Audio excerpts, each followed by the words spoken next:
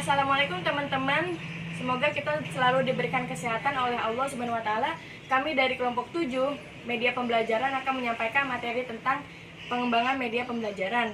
Kelompok 7 terdiri dari Lianul Latifah, Yun Rusdiana, dan Muhammad Ainul Huda. Untuk itu, mari kita simak videonya. Selamat mendengarkan. Bismillahirrahmanirrahim. Saya akan memaparkan pembahasan mengenai pengembangan media pembelajaran. Apa itu pengembangan media pembelajaran? Nah, pengembangan media pembelajaran yaitu proses, cara, perbuatan mengembangkan media pembelajaran yang sudah ada untuk diperbarui sesuai dengan kebutuhan dan karakteristik siswa. Dengan seiring berjalannya waktu serta perkembangan zaman yang semakin modern, kebutuhan pembelajaran juga akan mengikuti sesuai dengan perkembangan zaman. Menurut Sumarno Alim 2012, pengembangan merupakan proses menerjemahkan atau menjabarkan spesifikasi rancangan ke dalam bentuk fisik, sehingga menciptakan sebuah perubahan yang inovasi sesuai dengan kebutuhan penggunanya berdasarkan permasalahan yang didapat pada saat pengamatan di lapangan.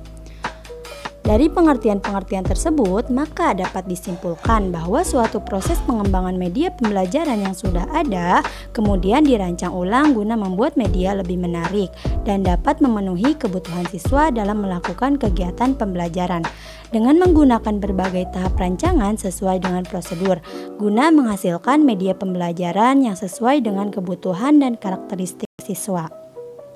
Selanjutnya yaitu pengembangan media pembelajaran. Di antaranya yaitu yang pertama ada media berbasis visual. Media ini memvisualisasikan pesan, informasi, atau konsep yang ingin disampaikan kepada siswa dalam bentuk foto, gambar, sketsa, dan sebagainya. Unsur-unsur visual yang harus dipertimbangkan menurut Kustandi dan Sucipto itu memiliki 8 unsur. Di antaranya yaitu ada kesederhanaan, garis, tekstur, warna, bentuk, keterpaduan, penekanan, dan keseimbangan. Media yang selanjutnya yaitu media berbasis audiovisual. Media audiovisual merupakan bentuk media pembelajaran yang mudah dan terjangkau.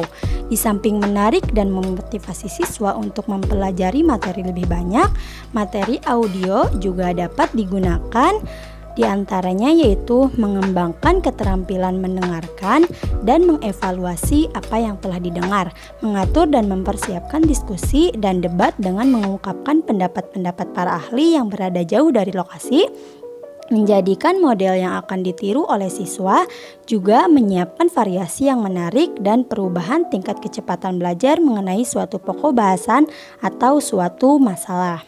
Selanjutnya yaitu media berbasis komputer. Kemajuan media komputer memberikan beberapa kelebihan untuk kegiatan produksi audiovisual.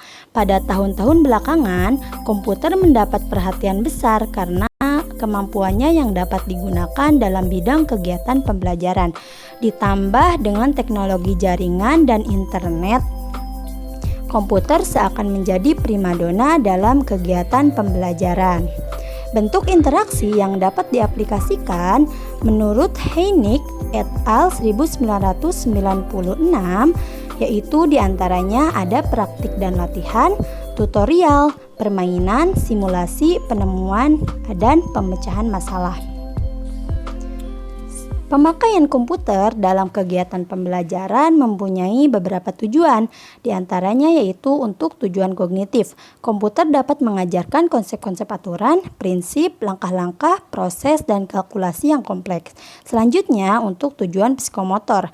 Dengan bentuk pembelajaran yang dikemas dalam bentuk games dan simulasi sangat bagus digunakan untuk menciptakan kondisi dunia kerja. Dan yang terakhir yaitu untuk tujuan afektif. Bila program didesain secara tepat dengan memberikan potongan klip suara atau video yang isinya mengunggah perasaan, pembelajaran sikap atau afektif pun dapat dilakukan menggunakan media komputer. Dan selanjutnya, ini media yang terakhir yaitu media pembelajaran berbasis edutainment. Edutainment dirancang khusus untuk tujuan pendidikan yang penyajiannya diramu dengan unsur-unsur hiburan sesuai dengan materinya. Masuknya komputer dalam proses belajar mengajar dapat menciptakan suasana yang menyenangkan karena siswa dapat mengatur kecepatan belajar sesuai dengan kemampuannya. Gambar dan suara yang muncul membuat siswa tidak cepat bosan. Sebaliknya justru merangsang untuk mengetahui lebih jauh lagi. Pembahasan yang selanjutnya yaitu mengenai langkah-langkah pengembangan media pembelajaran.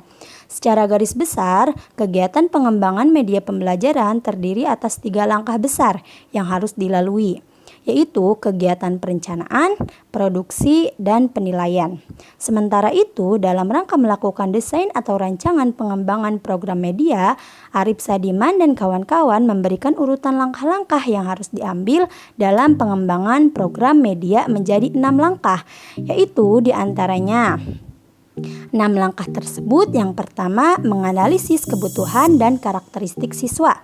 Yang kedua, merumuskan tujuan instruksional dengan operasional dan khas. Yang ketiga, merumuskan butir-butir materi secara terperinci yang mendukung tercapainya tujuan. Yang keempat, mengembangkan alat pengukur keberhasilan. Yang kelima, menulis naskah media.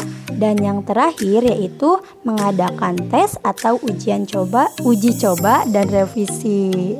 Sekian dari saya, terima kasih. Oke, sekarang ke materi yang terakhir, yaitu materi macam-macam pengembangan media pembelajaran. Ada media audio, video interaktif, media presentasi, dan media video. Yang pertama ada media audio. Menurut Ari Dwi menyatakan bahwa media audio merupakan penyampaian pesan dengan serangkaian suara yang mempunyai ciri khas, yaitu mengandalkan rekaman suara. Media audio bersifat mandiri. Media audio hanya terfokus pada satu arah, yaitu pada suara saja, namun mampu membuat siswa berimajinasi tinggi sehingga menjadi lebih kreatif.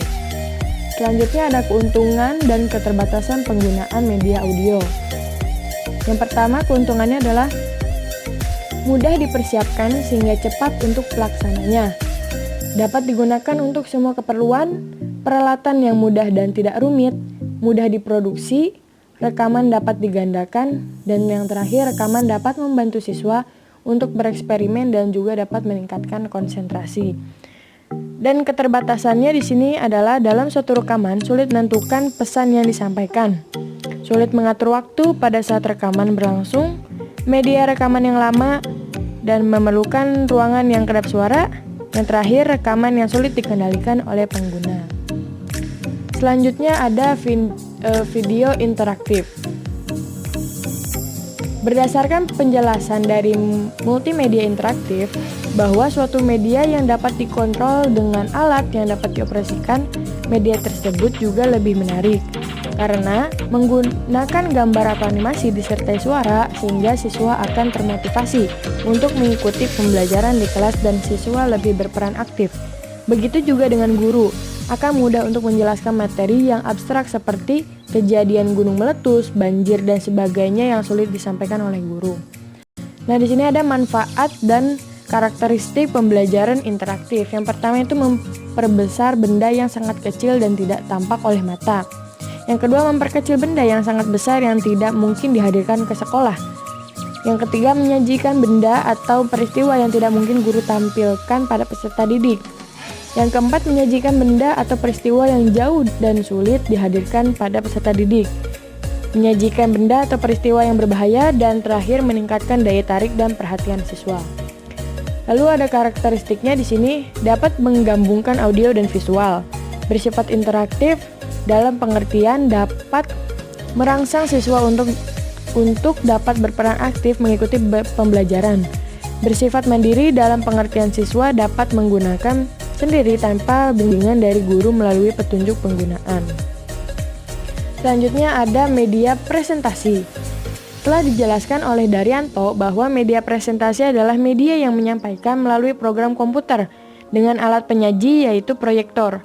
Pesan atau materi yang dikemas bisa berupa teks, gambar, animasi, dan video yang dikombinasikan dalam satu kesatuan yang utuh. membuat pembelajaran akan semakin menarik dan membuat siswa lebih semangat untuk mengikuti kegiatan pembelajaran.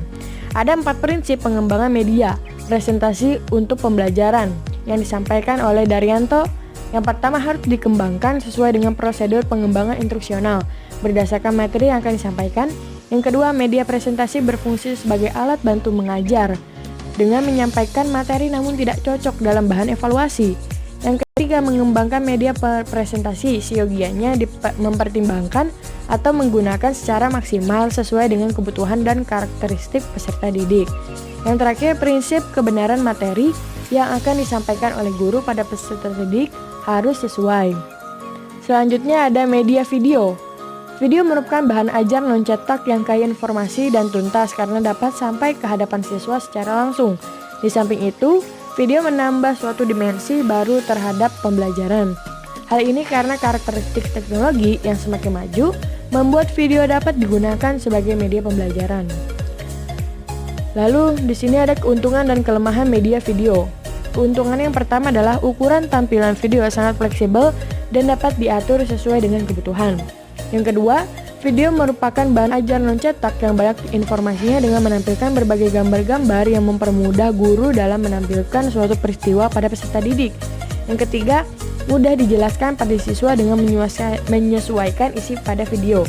Yang keempat, video menambah suatu dimensi baru terhadap pembelajaran dan menambah inovasi dalam kegiatan pembelajaran.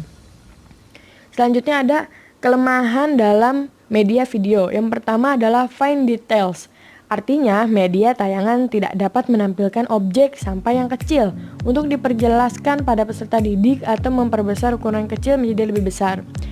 Lalu yang kedua ada size dimension, artinya gambar yang diproyeksikan oleh video ukuran yang sebenarnya tidak dapat dibesarkan atau dikecilkan. Yang ketiga ada opposition, artinya pengambilan yang kurang tepat dapat menyebabkan timbulnya keraguan penonton dalam isi dari video tersebut sehingga penyampaian informasi menjadi kurang. Yang keempat, setting artinya harus disesuaikan dengan tempat dan jauh dari keramaian pada saat pengambilan gambar dan suara agar menghasilkan video yang baik. Selanjutnya, memerlukan alat yang lengkap untuk pengambilan gambar dan terakhir, budget artinya biaya untuk pembuatan media video.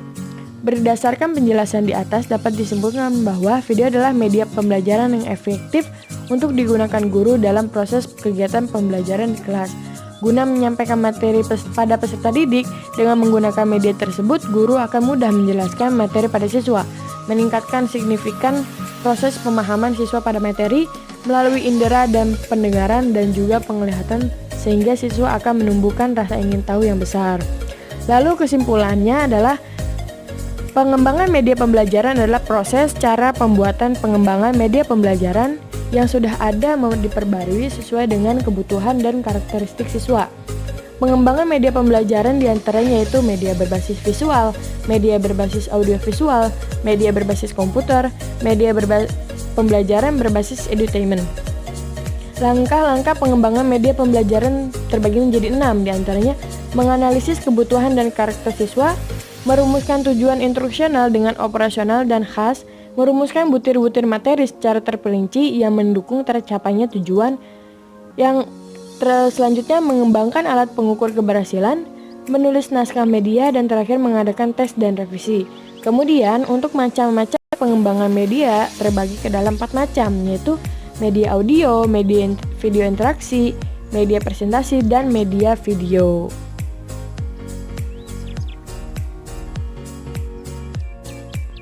Oke teman-teman, terima kasih sudah menyimak video kami. Selanjutnya, sesi bertanya. Apabila teman-teman kurang jelas dalam memahami, bisa menanyakan materi kami di kolom komentar. Terima kasih. Wassalamualaikum warahmatullahi wabarakatuh.